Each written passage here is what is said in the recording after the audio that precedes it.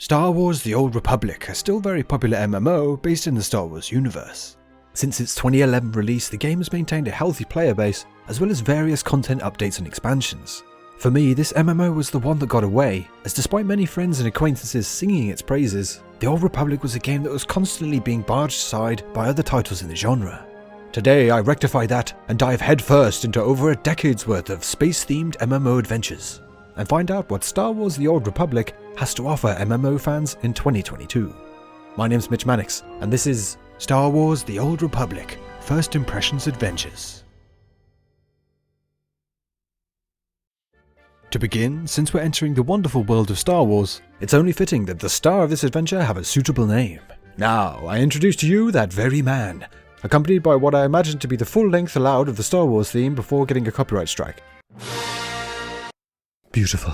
This ridiculously hench slab of a man is Galactichad, and galactic he is.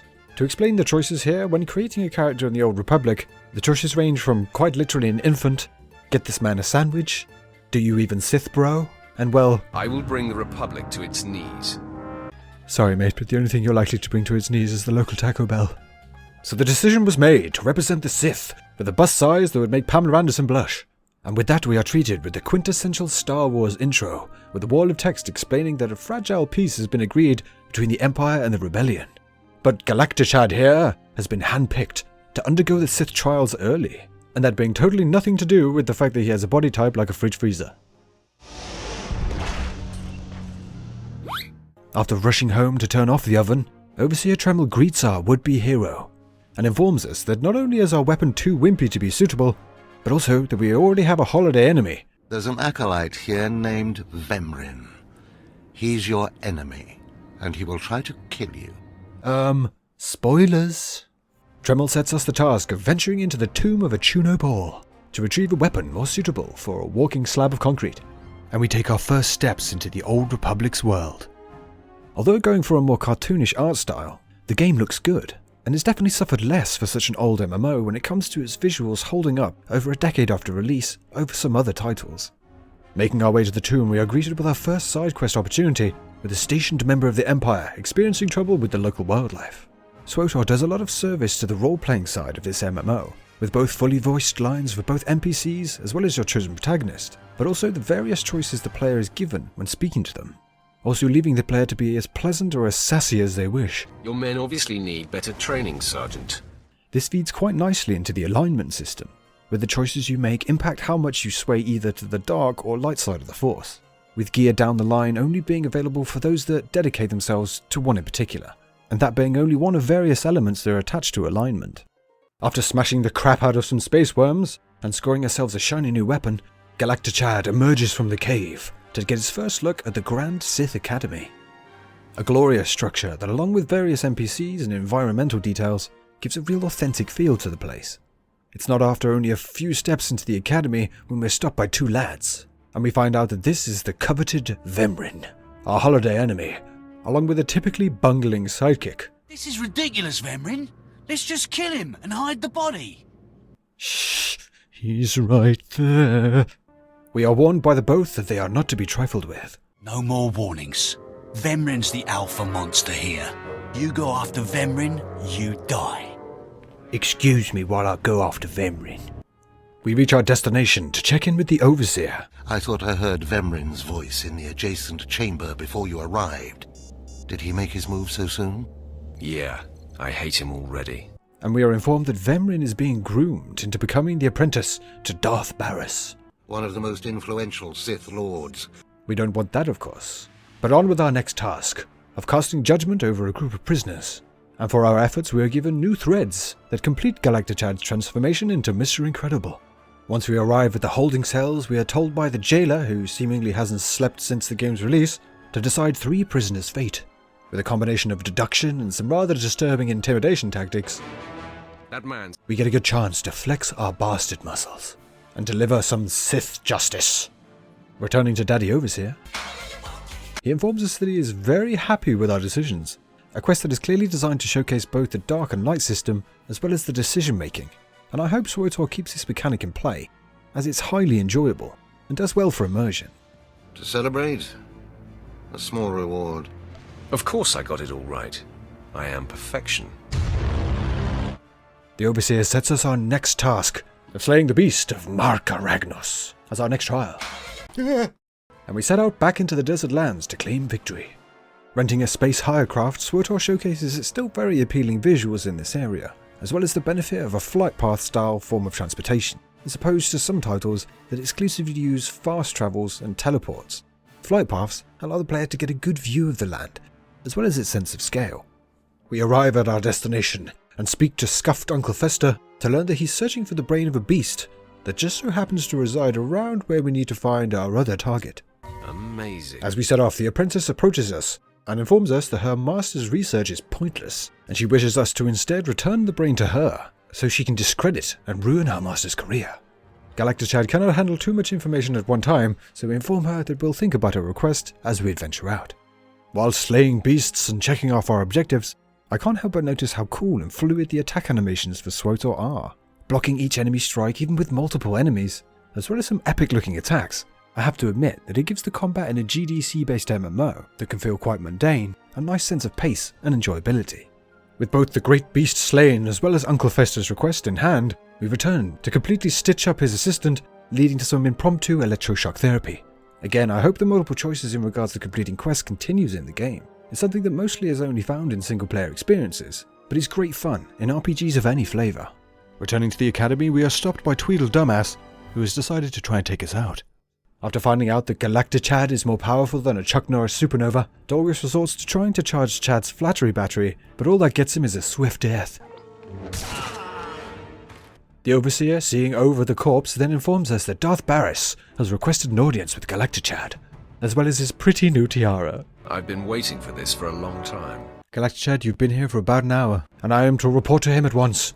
Darth Barris informs us that he is now our new master, and has seemingly been swept up in frat pranks that have got far too out of hand, asking us to murder none other than our previous master, Overseer Tremel.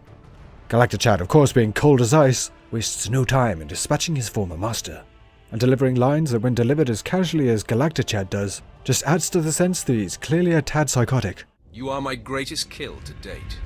I will rejoice in your blood. Oh, Galactichad. Darth Barris is pleased to learn of our exploits and rewards us with the One Ring. Here, take this one ring as a memento. Before sending us out once again to retrieve a number of shards from another tomb, so off we set. To any players of Star Wars: The Old Republic, you may have noticed something about Galactichad. No, it's not just his godlike agility. Galactichad is sprinting. SWTOR's monetization model is quite similar to that of The Elder Scrolls Online, where the subscription model is optional and also features a vast amount of available microtransactions along with loot boxes. Sprinting before level 10 is for subs only, as well as the ability to remove the appearance of headgear. Now, I want to get these videos out to you beautiful bastards as quickly as possible, so I grabbed a 30-day sub to speed things up. However, instead of boosting a character with my subscription, I want to start from day 1, level 1, and follow the journey a player would take if going free to play. Not just that, but I wouldn't want a mandatory hat to block anyone's view of Galactichad's beautiful face. Back on task, entering the tomb, we pick up another side quest that is listed as Heroic +2, and making our way through, grabbing relics, we encounter the area for the quest. And steel butt cheeks clenched, we march in and slay every living creature effortlessly. Just kidding, Chad got completely owned, booted out of the instance, and we had to call a medical probe to come revive us. There's something about the term medical probe that makes me uneasy. Seamless instance group zones are a nice addition to the game, with the lack of queuing and phasing in for this content making the zone feel more interactive. Chad, forced to swallow his pride and grab a couple of helpful companions, smashes out this quest, as well as the last of the relics, and returns to Lego Terminator. On his way, being accosted by a total bellend who tries to muscle Chad out of his shards, and after being slapped about a bit, falls back on a sub-story to help pull on our heartstrings. I tried to get through the tomb, but there were just too many Chirac. I barely escaped. Now, I'm doomed. I'll never become Sith. LOL! Lego Terminator and Vemrin await us, and Darth Barris informs us that Vemrin expected us to fail. Excuse Vemrin, supplicant. He expected you to fall on your face. No!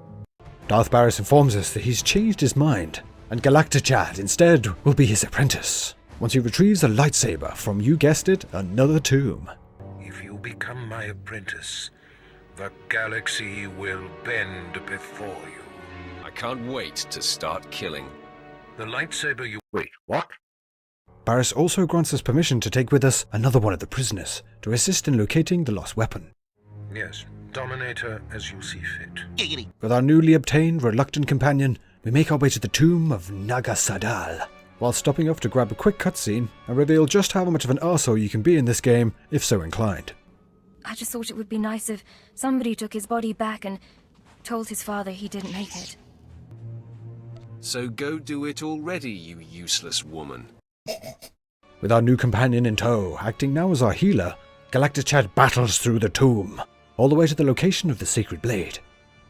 To the surprise of no one, Vemrin shows up, and our hero uses his shaddy senses to land a swift kick to the jaw. We battle Vemrin, and of course come out on top. Becoming Barriss's apprentice was my destiny. Did I come this far and overcome such adversity, only to be proven unworthy? Yep. With nothing now stopping us, Galactichad enters the relic chamber and obtains the mighty Sith blade.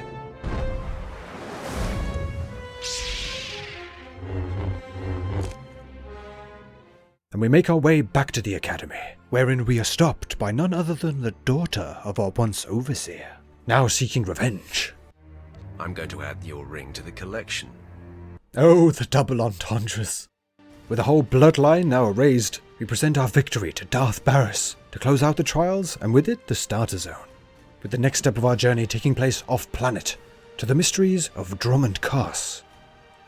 Who knows what adventures await us in the next chapter of this epic journey, with our now permanent companion that worryingly now wants to talk to us in private. I knew no one could resist the rippling glory that is Galactichad. We venture off into the unknown in the next episode, and I hope you'll join me in the continuation of this First Impression series. Please like the video if you enjoyed it, and make sure to subscribe to the channel for oh so much more MMO greatness. Thank you so much for watching, and I'll see you again in the next episode, where we adventure into the stars.